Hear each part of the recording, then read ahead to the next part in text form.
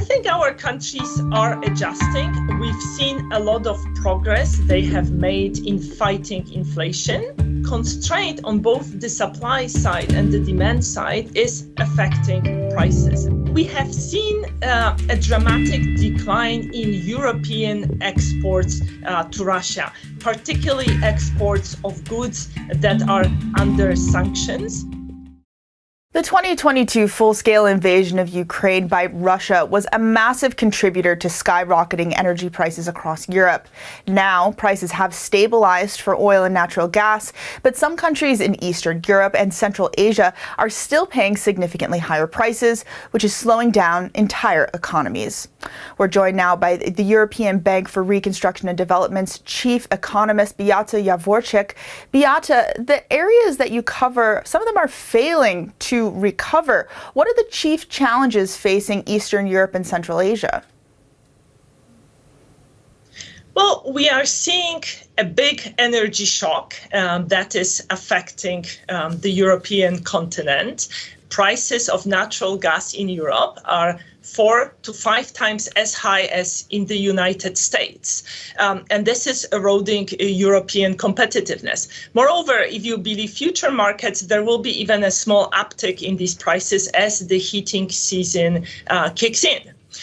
Even the Draghi report, the talk of all European capitals this week, pointed out that in Europe, electricity costs are 2 to 3 times as high as in the United States. The report delves into the way that EBRD countries are adjusting to the new geopolitical and geoeconomic realities. But stepping back, what new realities have surprised you the most? Well, we are seeing big geopolitical shifts. Take trade associated with Russia. Russian exports of energy have been redirected, for the most part, from Europe to China and India. European exports to Russia dropped dramatically, and to some extent, they have been replaced by exports from Turkey and China. And particularly, this is visible in products where Western trademarks had a significant market share. When you look at flows of foreign direct investment, most flows are happening within geopolitical groupings. So the Western grouping or the China-Russia grouping, there is much less flow happening between the two. So investment from Russia is not flowing, neither is FDI going to Russia. Similarly, we see less FDI flowing from the US to China. Speaking of Russia, more than 2 years into its full-scale invasion of Ukraine, Russia has been hit by wave after wave of sanctions, yet their economy is growing at a pretty healthy clip, at least for the first half of this year. How has Russia's economy not only survived, but seemed to thrive? Well, the dramatic drop in European exports to Russia stimulated local production. Increased expenditure on defense has also led to greater production. And this, coupled with hikes in wages, with subsidized credit, with increased government spending, meant that Russian economy is growing quite fast. But in fact, it is actually overheating. And we project a sharp slowdown next year. And actually, that's what the Central Bank of Russia is also projecting. Yeah, your forecast was less optimistic for next year. One item that jumped out to me from the report were labor constraints. Can you talk more about what are the factors at play for the forecast for 2025? Certainly, shortage of labor matters. This is associated with mobilization, with disrupted production. But also, we are slowly going to see the impact of sanctions, cutting off Russia from exports of advanced products from the Western world. Exit of foreign multinationals means that productivity growth in Russia has been slower. In this sense, sanctions are working, but they are working slowly. And the effects on productivity growth are going to be visible only with a delay. And we think that they are already going to be visible starting next year. Also next year, the EBRD has revised down the growth forecast for Ukraine. What are the growth prospects for that country? Well, given the situation, it's very hard to make predictions for the following year. What we saw was very strong growth in the first half of this year. That was interrupted by bombing of the electricity generation infrastructure.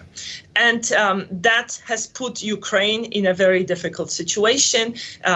That is most likely going to lead to rolling blackout. This means that electricity costs are higher.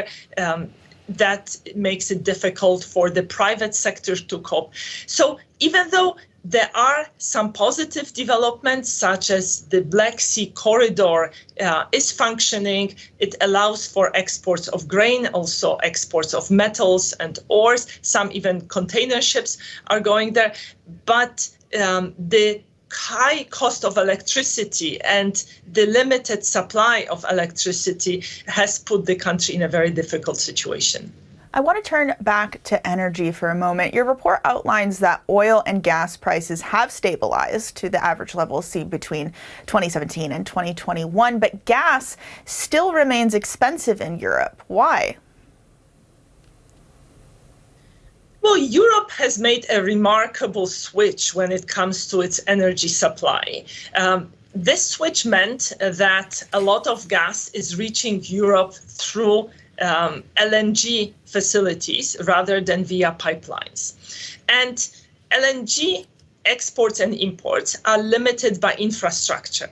And LNG terminals are expensive to build. They take time to build. So this constraint on both the supply side and the demand side is affecting prices. And that's why in Europe, we are paying for natural gas 5 times as much as what it costs to purchase it in the United States. Is this just a matter of a bottleneck? As more terminals are built, will the price come down, or can we expect elevated prices for years to come? Well, energy markets are often volatile. At the moment, I would worry more about the oil markets, even though prices are actually stable and prices have been low by historical standards. The conflict in Middle East and the possibility of its escalating could actually translate into much higher oil prices.